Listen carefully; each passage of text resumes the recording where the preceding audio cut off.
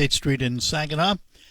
Your one-stop shop for all of your home decorating needs. You're going to find it all at Westside Decorating Center. Good morning to you.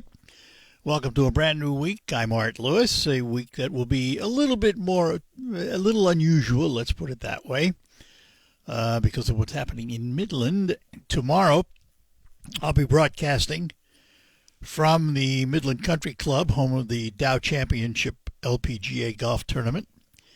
And then Wednesday through Friday, Matt Fallon will be broadcasting there in my place, as I'll be working the tournament as the first tee starter. So it's going to be a unique week. We'll have a lot of guests that have to do with the Dow and other activities. I start out tomorrow morning talking to Jim Fitterling, who is the chairman and CEO of Dow. So that's what's ahead this week. Lots of activities you can take part in. Tonight is Rock the Block in downtown Midland to kick off the LPGA week. They'll have music from the Sinclairs. Some of the restaurants have food, and just a good time had by all. And there'll be some LPGA players there, too. That's tonight. I think it starts like at 5:30, if I'm not mistaken. It's Rock the Block, downtown Midland. So, this hour, open phones. It'll be my only chance this week to chat with you in an open format. 989-752-6111, the number to call. And join me on the program. And what else was I going to say? Something else was going on. I don't remember what it was. Well, anyway, not important. We'll tell you about it if we remember it. But anyway, there was an article in the Free Press that Mitch Albom penned, and his headline is, "Both parties have decided in the 2024 election, fear is the word," and he's so right. They want to scare you into voting for them because of what the other side will do. Fear is now the playbook, according to Mitch, for both Democrats and Republicans. And he did say both. It's not a partisan column. It's a frustrated one. And it really is a terrible game. When you think about it, come on, folks. Why don't you tell me what you will do when you get in office and stop telling me what the other guy you think has done or will do? Worry about yourself. But that's not the way politics is played these days. And the reason is because we respond to the negativity. Not in huge numbers, but you don't need huge numbers. If a few percent respond, that can make the difference in an election. So that's what's happening. What can I tell you? Let's talk to Scott in Saginaw to start us out this morning. Morning, Scott. Hey, morning, Art.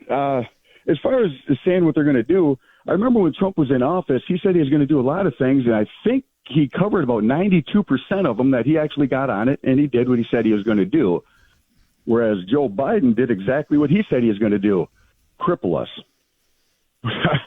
That I would like to bring up a few things about this Democratic Party, though, again. Here we are, once again, the DOJ made zero arrests for the people destroying our Democrats, destroying our monuments in Washington, D.C. Not one arrest. Good for them. Charges dropped for most of the Democrat monsters that were destroying Columbia University. They dropped the charges there. Why? They said they were crafty and they had masks on. They couldn't tell who couldn't they identify them, right? Yeah, they arrested the stupid people. They arrested them. They had their fingerprints. They knew exactly who they were. Sure, of course. Yeah, and now we got Joe Biden releasing now all these illegals into the country. He said, if you've been here for 10 years, and to me, I'm looking at this going, what is a terrorist going to do? They're going to try to come in, sneak across our border, and try to assimilate. So now if any of these actual terrorists came in here, got married, Joe Biden just said, you know what? We're going to help you become a citizen now. Mm-hmm. We're not vetting our people, Art. We're in a very dangerous place. Well, I told you. I don't disagree with that. The border to me is the border to me is almost a bigger critical issue than the economy in some ways. The economy tends to right itself over time. I'm not sure this border situation would. No, it's not going to. We have a war on our hands now. We're never going to get rid of these people. we see that Joe Biden now. I mean, let's look at this. On 9/11, we had murderers come into our country and they murdered Americans. Our response as a whole was gather our army and let's go get these monsters. On October 7th, some monsters went across the Israeli border. They murdered, kidnapped, and raped people. Their response was let's get our military and go after them. Joe Biden and the Democratic Party have apps where they're picking up these terrorists in Venezuela and they're flying them into our country and they're coming in here and having a field day. We're a candy shop for them. Our cute little blonde girls are a candy shop for these guys. And we just had another one here, another 13-year-old little girl in Texas, 2 Venezuela men who Joe Biden and the Democrats led across the border, grabbed a 13-year-old girl, stripped her, tied her up, and tortured her for 2 hours before she died. Way to go, Democrats. Yeah. Way to keep your people safe. And I'm tired of them, Art. Yeah. And I'm going to say this and leave it. The Democratic Party is becoming an enemy to security and safety of this country. They've dismantled our police. They've dismantled our military. And now they're letting terrorists come in, and they're dismantling the American economy and our safety. Okay. No, the Democratic Party are terrorists. Good day. Good day. Bye-bye now. All right. And again, listen, Scott he's passionate about his opinion, and I respect that. But that's again, Mitch Albom is right. Both sides are dealing in fear. What's Democrats saying? Oh, if Donald Trump's elected, it's the end of democracy as we know it. Nonsense. We're responsible for that because we respond to it. That's the problem. Negative advertising works because somebody responds to it. Don't respond to it, they're not going to waste their money on it. That's the bottom line. Roger is in Fairhaven Township. Roger, good morning. Well, that's a tough call to follow, Art. But you've got the assignment. Well, I'm going to go in a completely different direction. Sure. I am of the age where I qualify for all the different parts of Medicare. Yeah. I currently only have or signed up for Part A, and there was a gentleman that you had on your airways some weeks or months ago that I'd like to get in touch with about exploring the other parts of Medicare. That was Jeff Carrick, and the company is M Cares, and you're probably going to want his contact information, and I don't know if I have it. Hang on a second. Let me take a peek. If you can't find it right at this instant, I'd appreciate it if you just mention it during the show later on, and I'll write it down. Sure, but hang on a sec. Let me take a peek here and see if I can find it right away. We aim to please, All right, here we go. You got a pencil? Yes. 989-529-2436. 2436. You got it. Thank Jeff you very much, Curry. Art. You got it. Thanks for calling. You are just a mountain of information, Art. Well, don't ever retire, Art. Don't ever retire. Funny, that's what my boss says.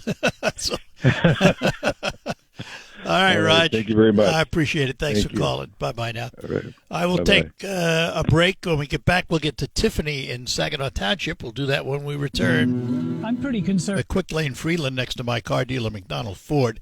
Quick Lane Freeland is your one-stop shop for all of your routine maintenance, which is oil changes, brakes, tires, batteries, and the like.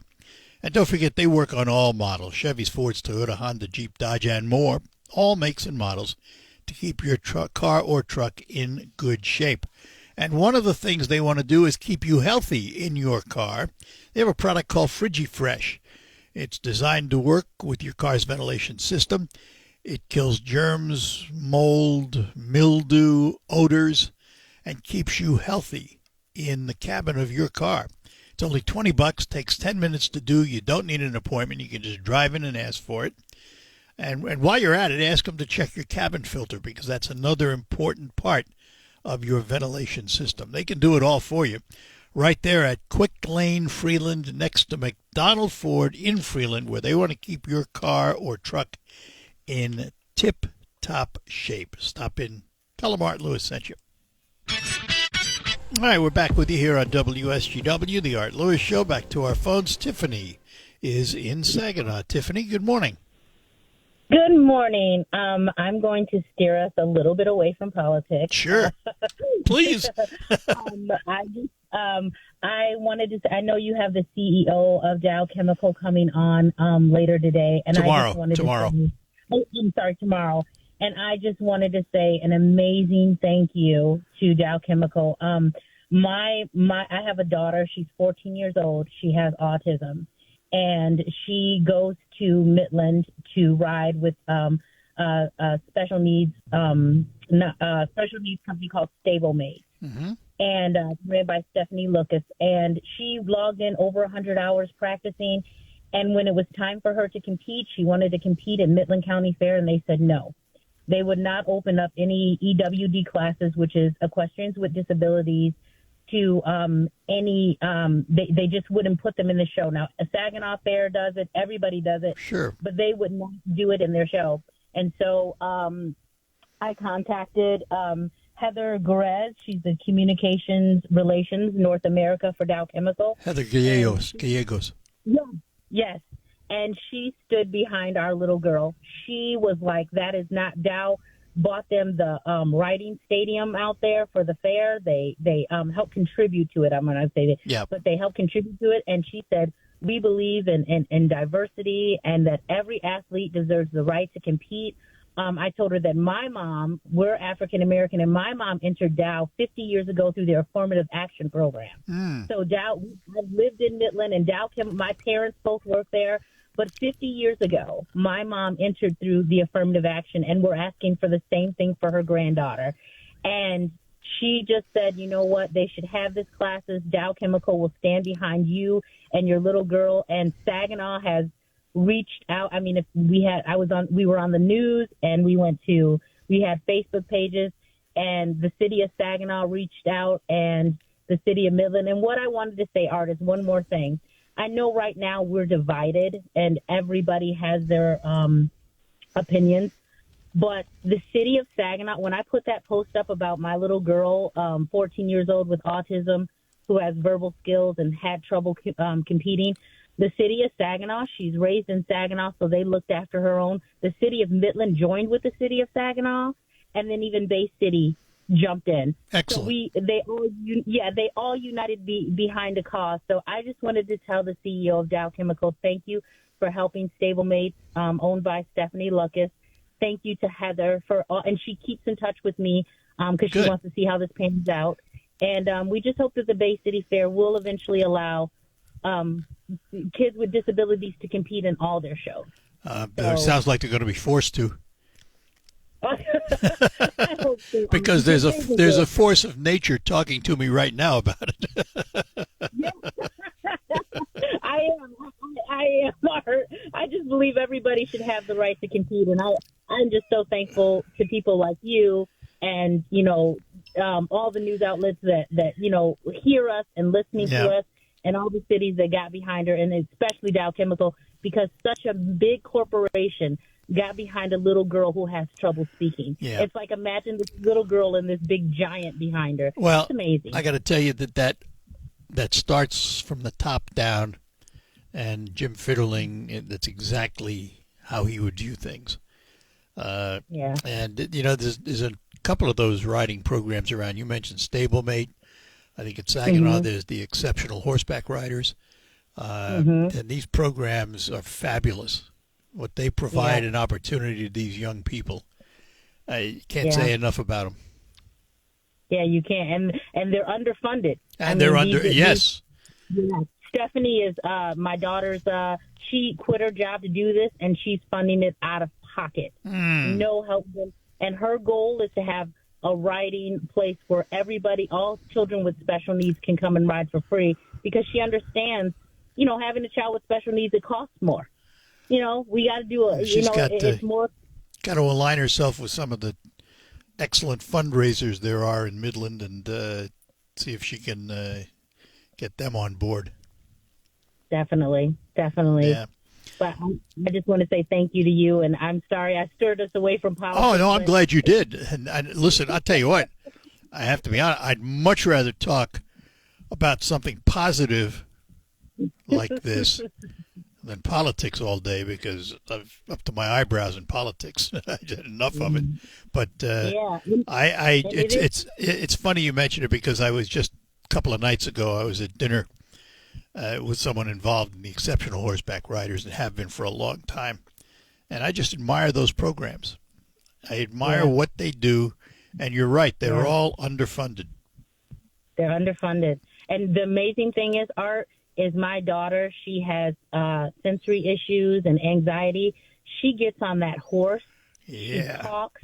She's telling the horse. It's almost like she can feel the horse. I mean, it's like all of her anxiety. It's so therapeutic, but no one, insurances don't cover it. And, and she found her niche. It was horseback riding.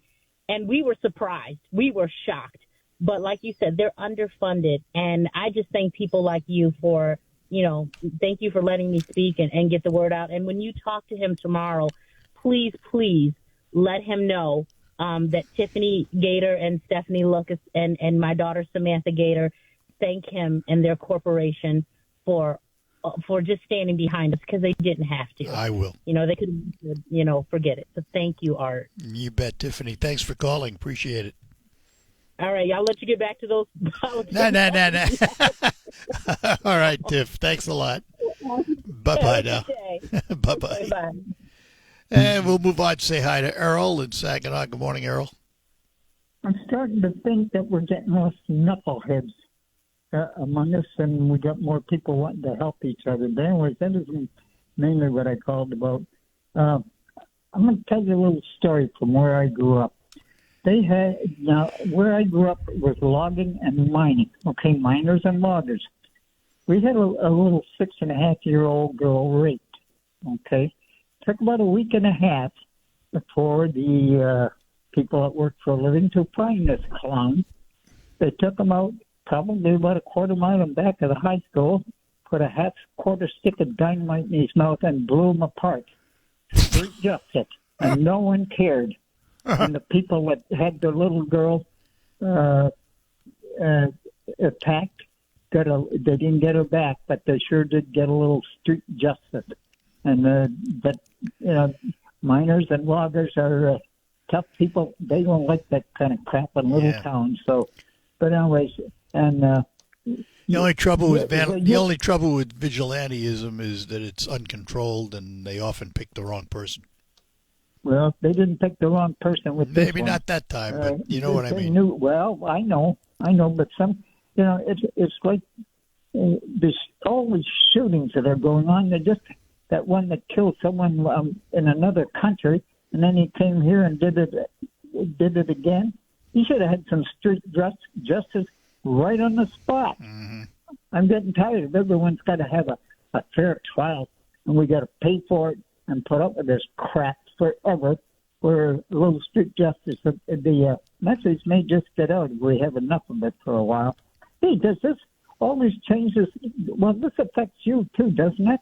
Don't you come in under the too short group? Too short for what? Well, golf and everything. No, I've never. My size. For those that don't know, I'm 5'7". Never got in my way for anything. Well, when I was younger, I could hit the golf ball as far as anybody else. When I was younger, I can't do it anymore. You probably could. Well, it's kind of like me. When I was on the fire department, I weighed 265, and now I weigh 127. Now, do not comment. It's just the nature of things that's wrong with me, besides above the ears. But I don't let it bother me. It don't slow me down or anything. Well, that's the important thing. You've been downtown long enough to remember when the annual Circle store was down there. And what I liked about the memorial thing and the new medical teaching hospital that they're putting in, maybe we'll get some nice restaurants down there. And like someone was telling me, who's paying for this stupidity with painting the silos and that? Looks like a bunch of it was all donated. I know, it's all donated money. You know that, but and To me, it's an improvement because it brightens it up. You may not like the design, but it brightened it up. That's for sure. You know what? When you sit back and look at it and just enjoy and keep your mouth shut, the rest of us, I always looked at that stuff. What the hell has that got to do with the logging era? But we don't have Model Ts anymore either. So it's a change. The only thing I wish they would do now is paint the other three little silos that are next to it because they look out of place. Yeah, well, no, I'm not climbing up a ladder anymore. Good. All right. Good. All right. Okay. Talk to you later. Take care. Bye-bye now. Bye-bye. Al, hang on. We'll get to you right after this break here on WSGW. We're proud to make... We return on the Art Lewis Show. Back to our phones. Al is in Bay City. Al, good morning. Morning, Arthur. How are you today? Good. I have a person I'd like to reference because he just passed away, and he was our current Bay County Commissioner, and he really did a lot for the community, and I would put him up in the category of doing overabundance, a lot of great things for our area, like the Dick Garbers and in that category. His name is Dennis Poyer, and he was the current Bay County Commissioner, and he just passed away. So yeah, and I know there's another name we can add to our list. Yeah, I know the executive, Jim Barsha, ordered the flags lowered to half staff for him. Yep, we had that news story on, and you just, well, listen, when it's your time, the good Lord says it's time, and that's it. You lose the good ones and the bad ones. Yeah, great guy, Dart. Good. All right, Al. Okay. Appreciate it. Take care. Bye-bye. And we have Mike in Thomas Township. Mike, good morning. Hey, good morning, Art. Just a reminder for the folks out there that we're nearing the deadline for submitting candidates for the Saginaw County Hall of Fame. You're familiar with the thing we have here in Saginaw. And they could find forms by going online. They have a format that they like to keep. Got to keep it, somewhat under control when they're given resume on the person. And but I was thinking that you ought to have Tom Mudd on again before before July or by July to talk about that because he's the president of it. And, yeah, I would do that. But so I'm not going to talk politics today. I've had enough politics. Welcome to my world. Oh my God! I tell you, I guess so. Every time the TV comes on and the lies and lies and lies. Let's go back to the Hall of Fame. What's the deadline for submitting a name? It's July, but I'm not sure. Sometime in July. Early July. And then it's September or October when you do the event? Yes.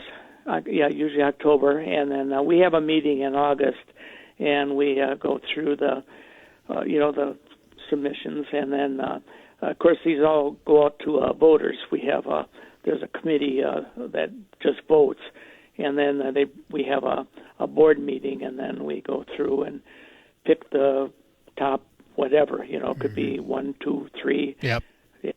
And but we have pretty good response, and some of the people, they say, "Wow, I didn't even know about this guy."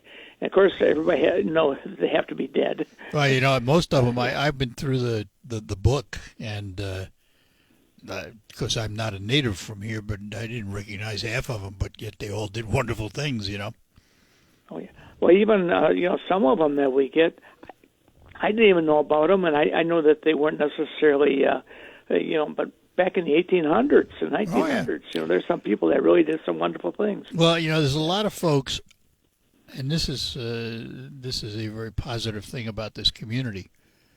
There are a lot of folks that do a lot of wonderful things and do not want the accolades, do not want the attention. They do it because it's the right thing to do, and they get on with their lives. And sometimes you don't find out about those people till after they're gone. No. And that's the shame of it, isn't it? But we do have some wonderful people here, and it's you've got the books. I've got 3 different books.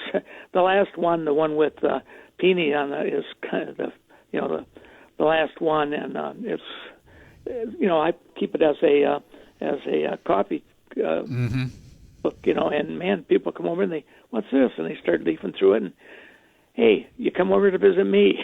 Yeah. Well, that's what you get for leaving the book around. Yeah, well, that's okay. But, yeah, we got some great people. And so, anyway, I hope people will remember that and try to, it could be a relative, could be somebody acquaintance, could be somebody that you read about. Yep. And, all right. Very good. Sounds good. You have a great day, my friend. Thanks. Take care, Mike. Yeah, bye now. Bye. All right, it's coming up on 9:46. Lines open for you at 989-752-6111. Jim Wilson, the Ford F-1. All right, in the remaining moments, let's get back to our phone. Bill is in Cairo. Bill, good morning. Good morning, Art. I like to try to simplify things, and this election, I've noticed one thing. One party uses language that is so crude that you wouldn't want to repeat it around your children, describing the other party. I don't understand that. It works. People respond to it. That's why they do it. That's the bottom line. I mean, I've told this story before. I asked a political operative a number of years ago, why do you make robocalls, for example?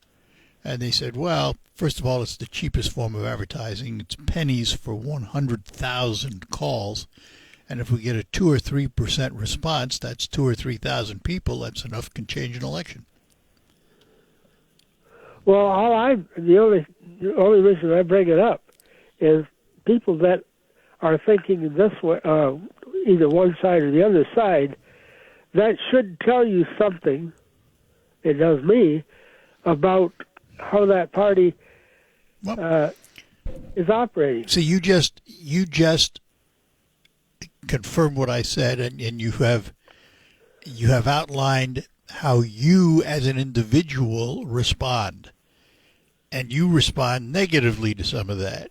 Other people don't, and that's the one thing about it. We're all individuals. We all look at it differently. We all respond differently.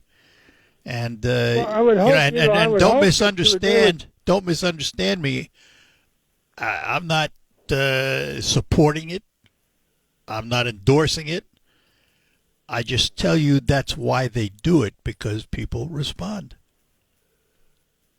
Well, I'm just saying that I sometimes wonder, there's some very innocent-sounding people that call in there, and I would think about that. If that's how they talk, that's how they talk or communicate. It shows me, and should show, I would hope, other people that we've sunk to a new level. Yeah, except both sides do it. And the problem is each side. Just a minute, Bill. Just a minute, Bill. Each side does it, and each side looks at the other side as being the guilty party. And that's too bad, because that's where we are today. I've only seen it from one party here in Carroll. Signs up in their yard that are bigger than a plywood sign, and it's almost embarrassing driving by the sign. I don't know how I'd explain it to my, I'm too old for kids nowadays, but I don't know how I'd explain it to my children. Yeah, well, I understand, and I'm not condoning it. I'm not saying it's the right thing. I'm just saying that people respond, and that's why they do it. It's negative advertising, and people respond to negative advertising. Enough that it's worthwhile, I guess. I just wonder, if people are really thinking about, would I want to have that individual in my so-called group of friends? You know the answer. Some people do, and some people don't. Yep. That's it. I understand that. All right. Art. Hey, Bill, have thanks. A great day. Yeah, thanks for calling. Appreciate it. Bye-bye. Yeah. Bye-bye.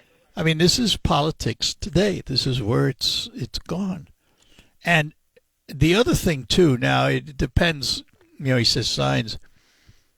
In local races, in your township, for example, those races and the messages delivered are usually controlled by the candidate because they don't have huge staffs. They have a couple of friends helping them as their campaign staff. They put up the signs, they knock on the doors, and that's local control. But when you start moving up the ladder, you get to the bigger races and the state races and the federal races, the candidates are like pawns. I mean, there's a whole team of political operatives, if you will, that create the advertising and all of this.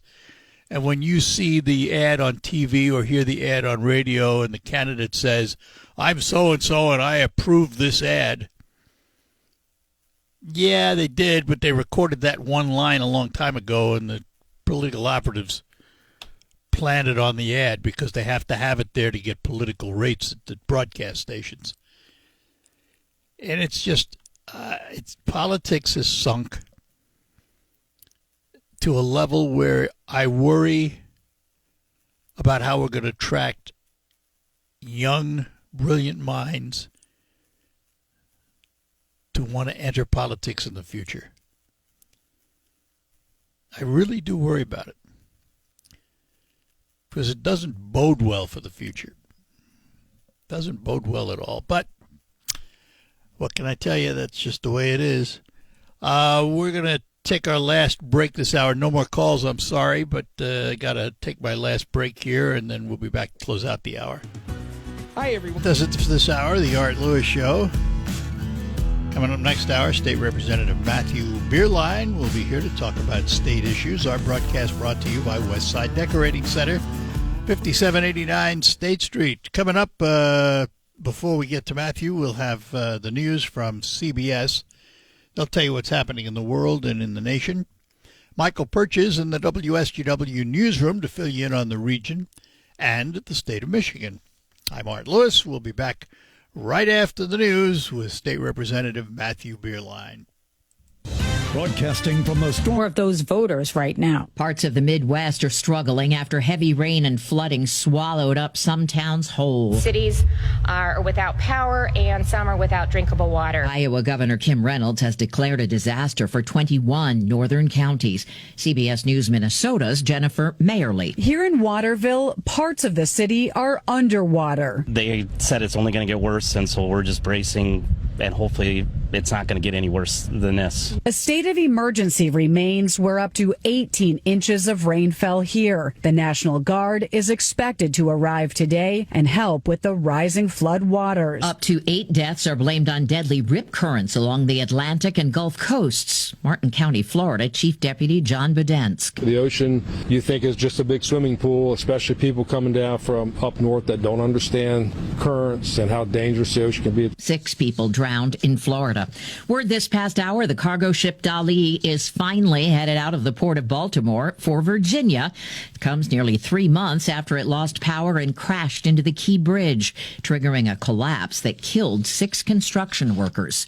More doubt cast on the viability of a U.S.-backed proposal to wind down the 8-month-long war in Gaza. Prime Minister Benjamin Netanyahu says the only thing he's willing to agree to is a partial ceasefire. If there is an agreement, it will be an agreement according to our terms. And our terms are not to end the war, to leave Gaza and leave Hamas as it is. I refuse to leave Hamas as it is. We need to eliminate it. Buckingham Palace says Princess Anne is recovering from a concussion she suffered while she was walking at her country estate. The cause unconfirmed, but there were horses around. This is CBS News. Sponsored by Progressive Insurance. Get renter's insurance to protect the things that make your place a home, including coverage for theft or damage. Visit Progressive.com. The light is fading. Live from the 100.5 and 790 newsroom, this is WSGW News. Mostly sunny skies and 73 degrees at 10:05. Good morning, I'm Mike Percha. The child died in Flint last Friday after falling from a 9th-story window. Police say the 3-year-old fell from a window at the Rickert Manor apartment building at 902 East Court Street around 12:25 p.m. Circumstances on how the child fell aren't known at this time.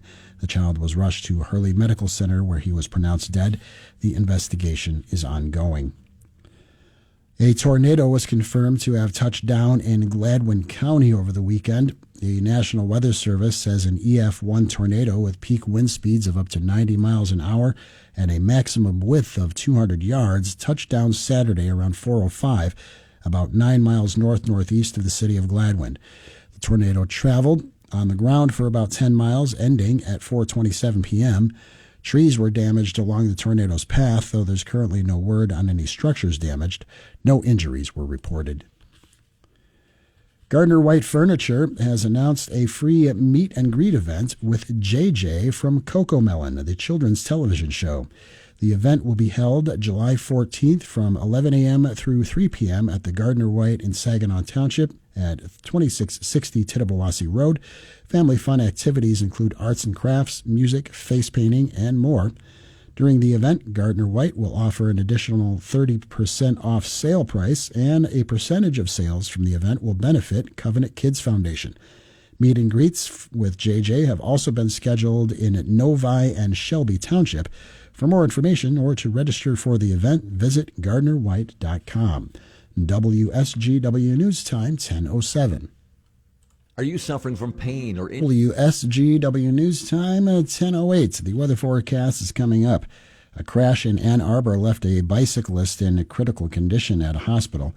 The cyclist, a 45-year-old Ypsilanti resident, was crossing Washtenaw when the driver struck him while she was traveling through the intersection. The 23-year-old driver, also from Ypsilanti, stopped at the scene and is fully cooperating with the investigation, according to police. Police say drugs and alcohol are not believed to be factors in the crash. The Michigan Sports Hall of Fame has announced its 2024 class, featuring a who's who of names from the state's past. It's the 70th anniversary of the Hall and a fitting class for a benchmark year. Among those who will be enshrined, the late Earl Curitan, Cecil Fielder, Larry Foote, Ivan Pudge Rodriguez, Braylon Edwards, Jake Long, Jim Harbaugh, and many, many more. The list was voted on by the Election Task Force, featuring journalists, sports executives, and others. The public is welcome to join the festivities on October 17th at the Soundboard Theater at the Motor City Casino Hotel. It'll be $25 to be there live for the induction. For tickets, all the names, and information, you can visit mshof.org. Chris Villar for the Michigan News Network. Motor oil and kerosene have seeped into the Rouge River from the old Northville Downs horse racing track. The demolition of a building at the Downs, a mixed-use development on the grounds of the old racing track, released motor oil and kerosene into a storm drain and into the Rouge River Friday afternoon. Northville City Fire Department and the Western Wayne Hazmat Team responded and started containment procedures. A private cleanup contractor will continue containment. 2 booms to absorb and contain contaminants will remain in place in the Rouge River until the EPA and the Michigan Department of Environment, Great Lakes, and Energy are satisfied. The city of Northville says there's no danger to the public, and Northville City Fire Department will monitor operations. WSGW News Time, 10:10. I'm Mike Percha. Side Decorating Center. Good morning. Welcome to hour number 2 of the Art Lewis Show for this Monday morning. And this morning we get to talk to State Representative Matthew Bierlein, who represents the 97th District in the state of Michigan. Representative Bierlein, good morning. Good morning, Art. How are you doing this morning? I'm doing well. Hope you are too. Did you get through the heat okay? We made it through the heat. We could use a day or two with no rain at my house. Yeah, well, that's probably true for most areas around here. That's true. And you're in Tuscola, right? I am, yeah. On Monday last week, we actually got around a little over 4 inches of rain Monday morning. Whoa! A couple inches of water in the basement. Oh, ew. That's no fun. No fun. It was no fun. All right, so what are you as a state representative doing about it? How are you going to cure that? I want to hear this answer. I want to hear this answer. There's no answer for that. Those aren't a state issue. Those are a my issue. Yeah. All right. So let's take a look at what's happening in the state right now. And let me start with this.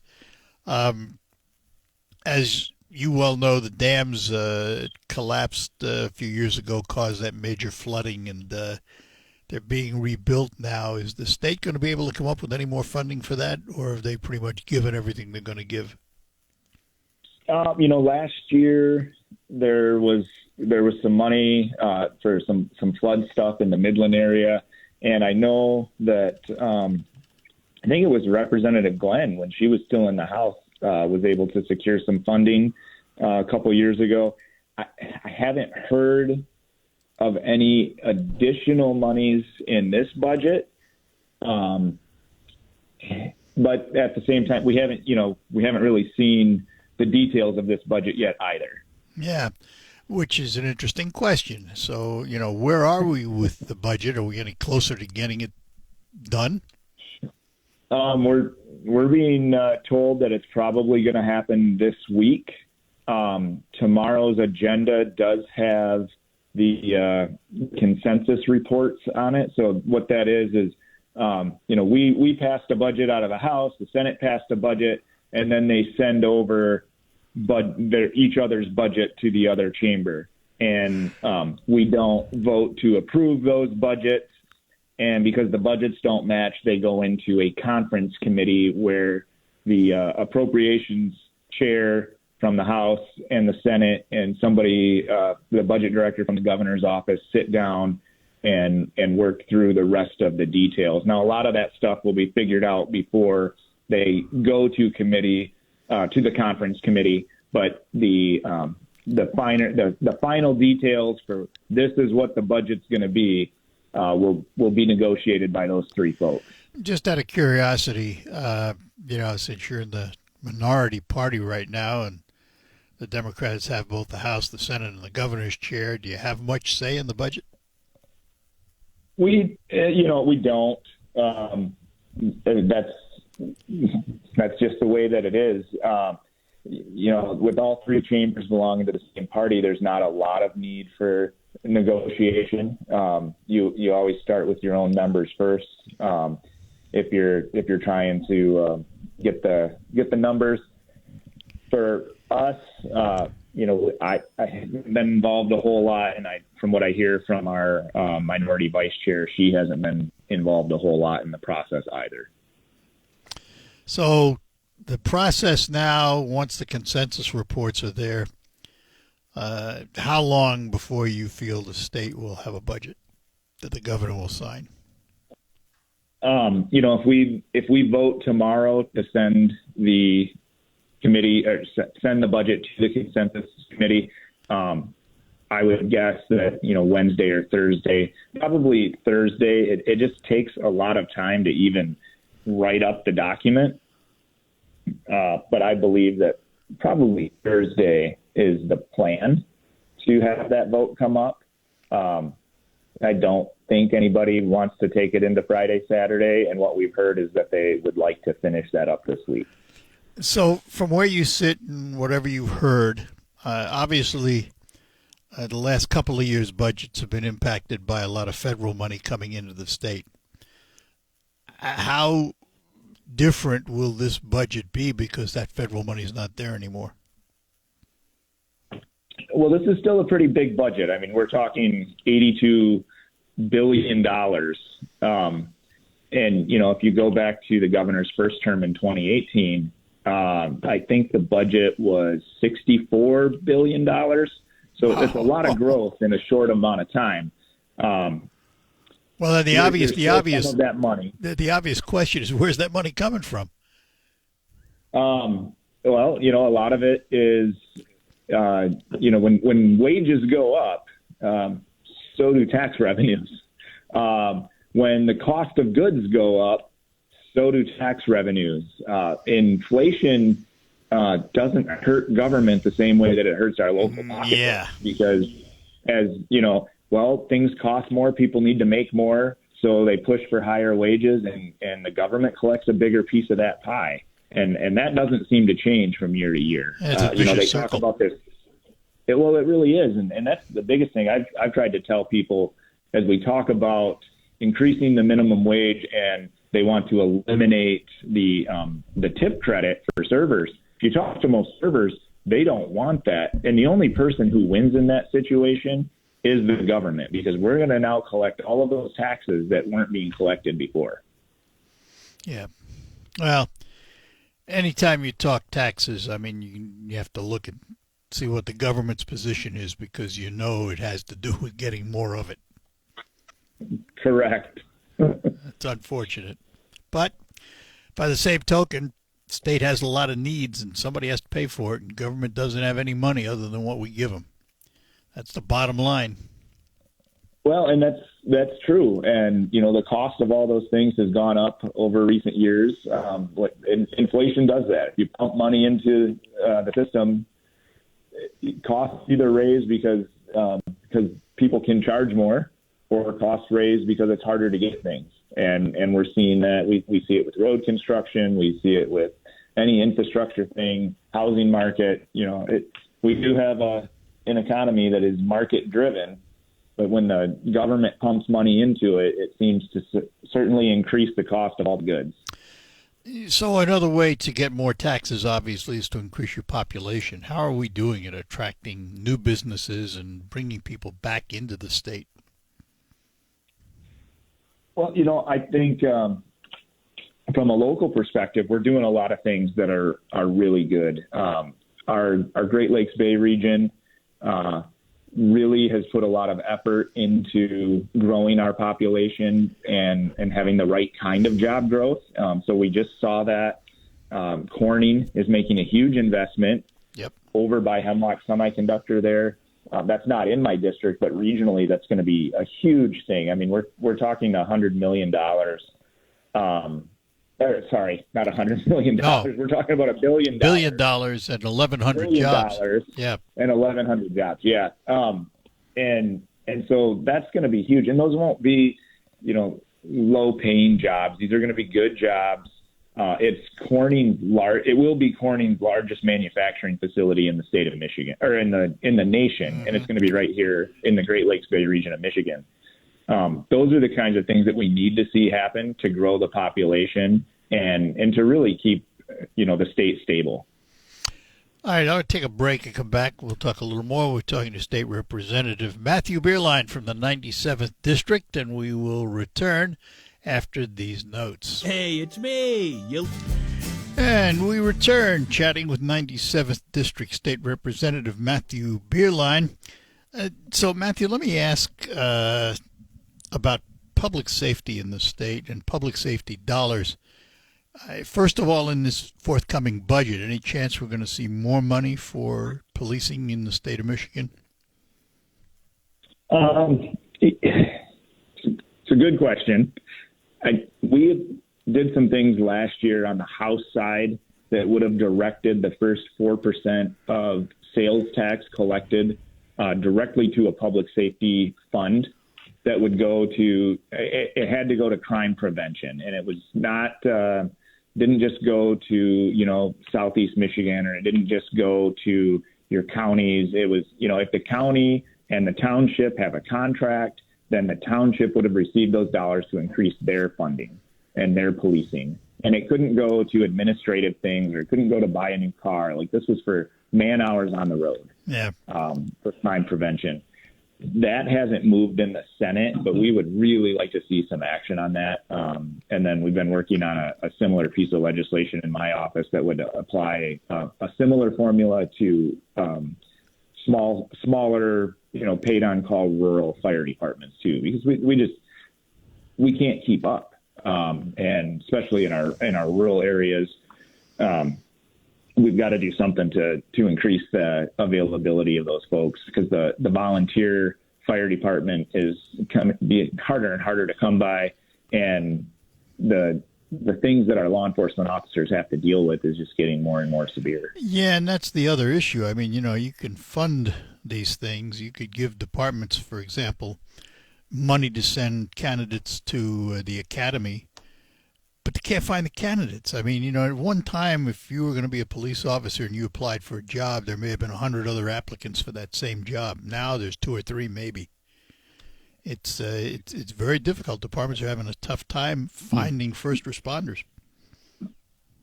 It is, and we've looked at some things to try and help with that, whether it's more reimbursement for police departments to sponsor officers to make sure that there is no cost to the officer.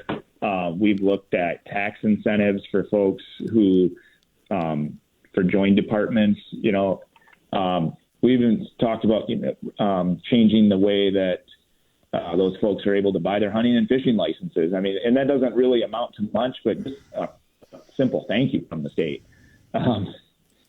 to try and lower the cost there. So we're always looking for ideas to keep those folks engaged and to try and bring more people into it.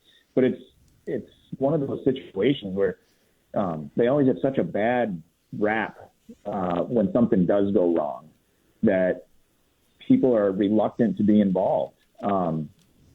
And you have a segment of the population that, is very supportive all the time of first responders. And then there are people that are just waiting for them to do something wrong. And when you're always kind of waiting for somebody to say, well, you didn't do that 100% perfect, so now we're going to chastise you.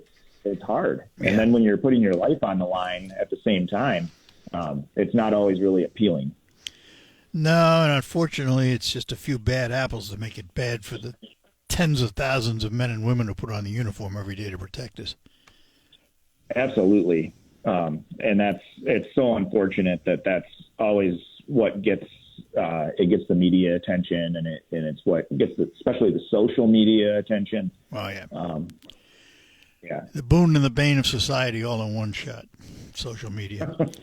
Let me ask about revenue sharing. Are we going to see any increase in revenue sharing to the counties?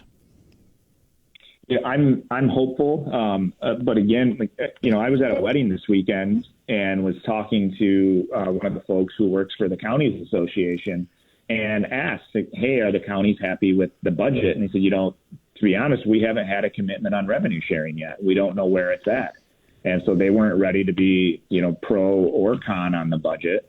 And so hopefully we're going to see some really good ideas of where those things are. Maybe even tomorrow. But I'd be surprised if revenue sharing isn't increased. We passed some legislation to set up a revenue sharing trust fund that would try to stabilize that so that it's not year to year. Are we going to get an increase? Are we not? I came from county government, and we're limited in what we're allowed to do tax-wise, and so that's why revenue sharing exists. And cities and townships, they have constitutional revenue sharing, where the counties is always statutory.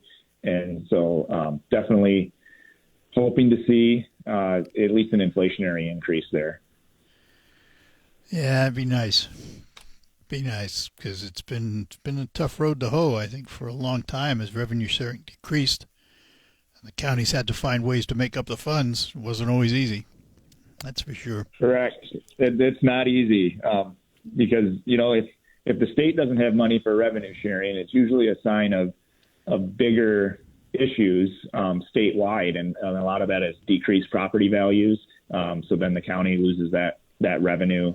Because, when with Headley and Proposal A, when the property values go down, your taxes have to follow. But they can only come back up at a certain amount of time. So a 1-year recession and decreased property values can take years and years for the counties to actually recoup that lost revenue. But their expenses don't ever really go down. But one of the things the governor has said is she wanted increased funding for the foundational rate for education. Is that in the budget as far as you know? I believe so. What we've heard is that there will be a foundational increase. And that's, I think, up for a lot of discussion right now because of the conversations happening around teacher pensions and the MIPSERS fund.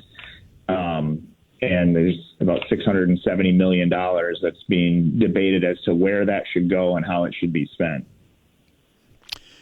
Well, good luck with all this. I'm glad you're doing it, not me. Well, thanks. That's all right, Matthew. It's my pleasure. But I appreciate calling in today and bringing us up to date. We'll do it again soon. Well, absolutely. I always enjoy being here, and anytime, Art, anytime. Appreciate it. Have a great day. Thanks. You too, buddy. Take care. Bye-bye now. State Representative Matthew Bierlein from the 97th State District, which includes a lot of Tuscola. And I don't know, that district, when you look at the map, was designed by somebody who wasn't feeling well that day. I just got pieces out here, and it's really strange the way they've carved it up. But we appreciate Matthew's time this morning. We'll have open phones for the remainder of the hour, 989-752-6111. If you couldn't get in the first hour, here's your opportunity in the second hour. Get the best quality Dutch Boy paint. Phones for the remainder of the hour, and we'll go to him now. Sean is in Bay City. Good morning, Sean. Hey, good morning, Art. Another beautiful day out there. Haven't talked to you in a couple, 2-3 weeks. Was listening to Matthew there, which I was a supporter of, but the last couple times I've heard him speak, I don't think I'll be voting for him this time around. When you ask them where the money comes from, and, it's just they print it is what they do, and then they devalue my dollar. Whoa, time out, just so we understand. Michigan doesn't print any money. Well, no, but they get the check from the federal government that you guys were talking about, right? Yeah. Federal prints the money, though, just so we clear it up. That's where the money comes from, and then my dollar's worth less, and around and round we go. If he doesn't know that, that's a serious problem. We spent $2 billion on some electric plant and got 200 jobs out of that, so that's great. That was great. That was money well spent. I can't go swimming in the lakes because there's always too much poop in them, but we pay. Those are the things. When can I go swimming in the lake, Matt? When my road's going to get fixed, Matt? You want to bring business into the state, make it a great place to do business. Lower the taxes, cost of living down in Michigan, fix the roads, all those great things, get some things going around the beaches. And you do understand that he's we're not going to get nothing done. You do understand he's in the minority party and can't get it done. Oh, absolutely. Absolutely. But here's my point. They're all the same. All those people think all the same way, and ain't nothing ever going to get done. They're going to take your money, they're going to make you a slave, and it's a grift. That's what it is. Another thing that really drives me nuts is, and this has nothing to do with Trump, it has nothing to do with Biden. Do you know that our beautiful Secretary of State here in Michigan made the law so you can register same day to vote, no ID, no signature, no nothing. You can literally just walk up and vote. Stupid. Now, that should disturb everybody. Yep. We're also at 105% in Michigan. Did you guys know that? Did anybody know that? 105% of what? Voters. That's how many we had vote. We had 105% vote out of 100. Yeah. So I don't know how that's possible, right? That should disturb everybody out there. Yeah. Well, I don't know what to tell you because I don't see it getting fixed. And that's the problem. It's never going to get fixed, Art, because, look, Dana Nessel was bought and paid for by George Soros. Bought and paid for. That's what happens all across this country. And it's just really starting to make a lot of us people that just want to be left alone seriously angry. They keep poking and poking and poking and poking, and they want us to fight back. And we're almost there. We're almost there because I've had enough of this crap. Like I say, I got nothing against Matthew, but it's the same mentality over and over and over again. It's a word salad of gibberish crap, and ain't nothing ever going to get done. It's not hard. Stop wasting money. Stop doing stupid things. How hard is that? Apparently very. Exactly, because they all think the same. Yeah. And just one more for you. There's actually 2 felons running for presidency, except one of them, he couldn't stand trial because he was mentally incapable. Think about that, people. It has nothing to do with Trump. It has nothing to do with Biden. That's just what our Department of Justice found. So let that sink in. All right. Have a great day. You too, Sean. Thanks. Bye-bye now. Bye. All right, 989-752-6111. Agree or disagree? There it is. 1043 here on WSGW on this Monday morning, the week of the Dow Championship, which gets underway. The actual tournament gets underway Thursday. Today is Rock the Block tonight in downtown Midland. And then tomorrow they have practice rounds, weather permitting. And we will be broadcasting from the Midland Country Club tomorrow and all week. As a matter of fact, Matt Fallon will be here Wednesday, Thursday, Friday at the Country Club. And then the tournament starts Thursday. It's Thursday, Friday, Saturday, Sunday. It is now set up to be a Thursday-Sunday tournament instead of the Wednesday-Saturday it was before, because before, when it was at the end of July, the ladies had to get overseas for a major championship in Europe, so they needed that extra day of travel, so the tournament was moved up a day. But not the case now, being in June, so it'll be nice to have it in a normal sequence, if you will. Take a break and be back. Lines open for you here on the Art Lewis Show. I worked on the ranch here. And let's return to our phones. Ann is in Saginaw. Ann, good morning to you. Good morning. I just wanted to say amen to what Sean just said. I think his name was Sean. Mm-hmm. But to follow up on one thing that he mentioned was Nessel. Correct me if I'm wrong, but I think I heard last night on WNEM and this morning that the first gentleman, Kamala's husband, is coming to make an appearance here in Saginaw. That may be true, yes. I do believe but that now is true. let me just finish what I think I heard them say, that it was not disclosed yet where he's going to appear. Mm-hmm. And that, to me, harkens back to when Biden made the visit a few months ago. I knew you were going to say that.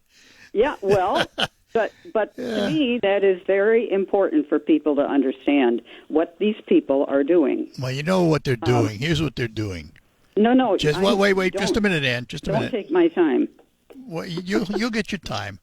But I just want you to understand the reason they do that has nothing to do with them telling you where they're going to be or where they're not going to be. They do it because when they get here, they alert the press. The press covers them. They get all that coverage for free. That's what it's all about. That's right. It's nothing but a big phony photo op is what it is. Mm-hmm. Because they don't intend to really communicate with the people. Now, supposedly, I think part of what I heard was that he was going to talk about abortion. But the very fact that he is also going to meet with her, I'd like to be a mouse in the house and hear that conversation. Meet with who? With Nessel. Oh, with Nessel, yeah. Yeah. And I'm not too sure what that conversation is. Oh, sure you are. They both support it. I mean, there's no question as to what she's going to say. But why does he have to be involved in talking to her? That's my question. Because he represents his wife, who's the vice president, and well, that's why can't his wife speak for herself? She's probably elsewhere. I mean, the point is they're trying to cover all of the bases and not be honest with the people and not really care about the people.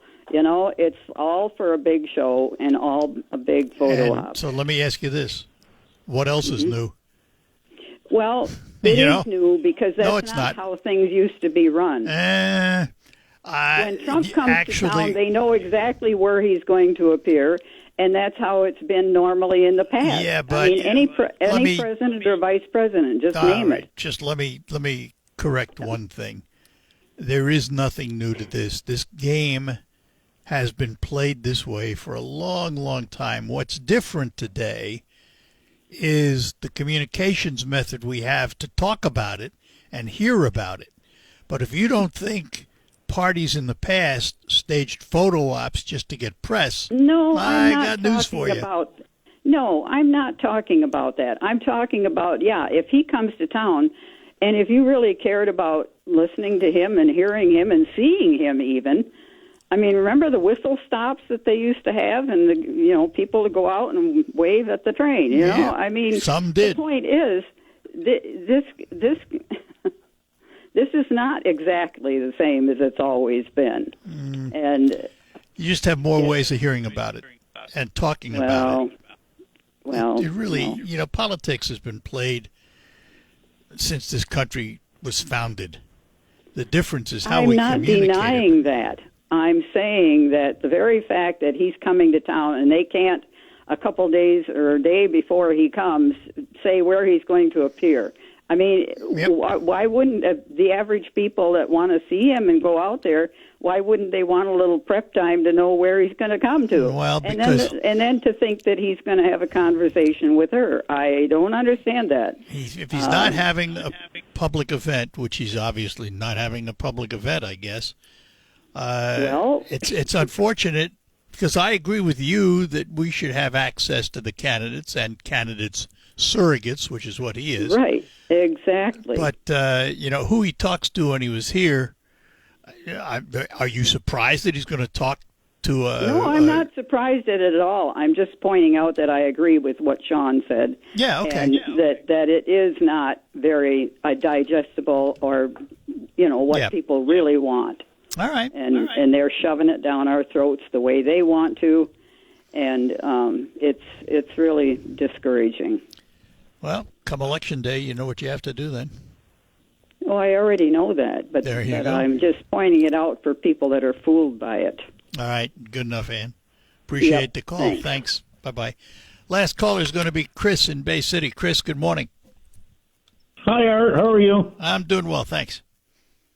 I am so jealous. Jealous? Of what? You're going to be hanging out in Midland with the most beautiful people in the world. Yeah. Yeah, I guess I have to say I'm guilty. Man. I'm lucky man. Guilty as charged. Sitting in the middle of a rose garden, I bet.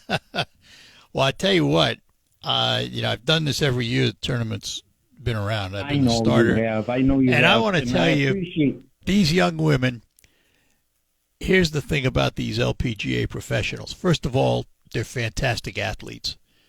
But the second thing about them is they're all great people. There's no egos. I mean, that is why I am so jealous. Oh, they're wonderful. They come in, they talk to you, they're friendly. They're really just an outstanding representation for the sport. Oh, and make sure you thank Terry for the nice weather that you're going to have. Yeah, I don't know about tomorrow, but the rest of the week looks like it's going to be reasonably good. I hope you enjoy yourself, and thank you for all you do. Well, I will tell you, I absolutely will enjoy myself. I always do. I'm certain of that. And listen, I guess there are worse things to do. Yeah, I got a lawn to cut.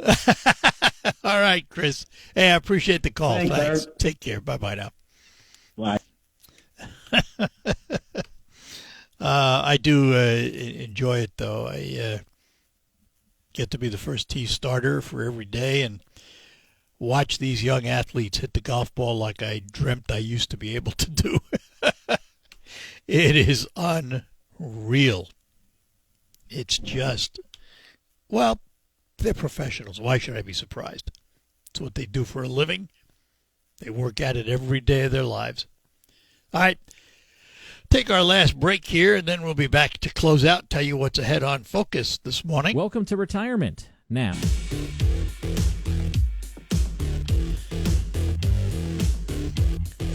All right, that puts the Art Lewis Show for this Monday in the can, as they say. Thank you for joining us. We have news coming up from CBS, take you around the world and the nation, dealing with the region and the state. We have Michael Percha in the WSGW newsroom. After that, we will be talking to Dr. Katranji from the Katranji Hand Center and find out what they do. All of that coming up here on WSGW. Broadcasting from the